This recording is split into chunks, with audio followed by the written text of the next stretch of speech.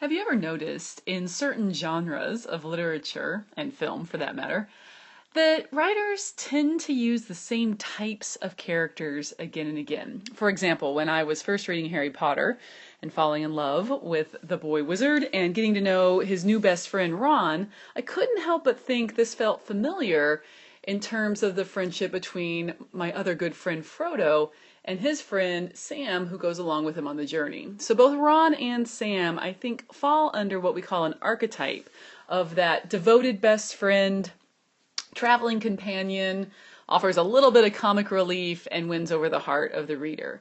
So writers tend to use archetypes, which are these characters with which we can immediately identify. You might say it's a stereotype, but it's not a bad thing to use archetypes because it helps your reader fill in information about a character that you don't have time as a writer to give into. So in your notes, I need you to write down the stuff on this slide, certainly the definition of archetype, which is that pinnacle example of a type of person.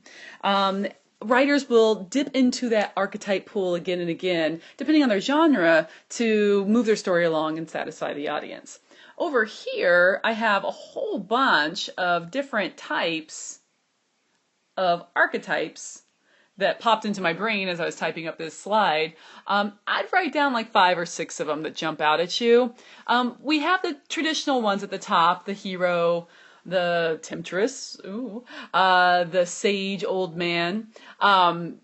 Think about why your Gandalf is very much the same as your Dumbledore, right? We have those archetypes. But then also, modern storytelling is giving us new examples of archetypes. As humanity progresses, we have new types of people. So we have the precocious child who talks like an old person, but is, 6.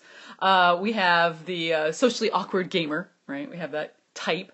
And then, of course, the funny wingman who dies. Goose, Top Gun, anyone? Whenever you're watching a cop action adventure movie, you know that the funny one's going to die, right? So that has almost become, I'd say, an archetype at this point.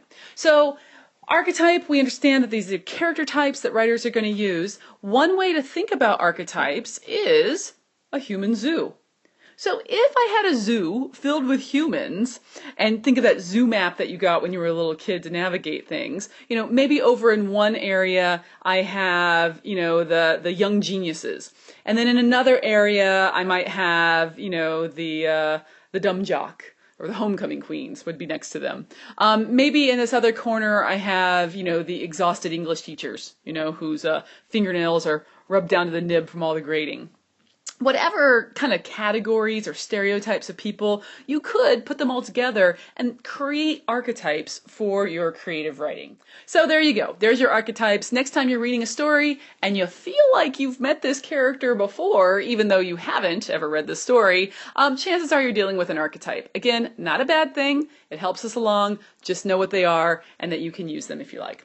All right, we'll see everyone later. Thanks.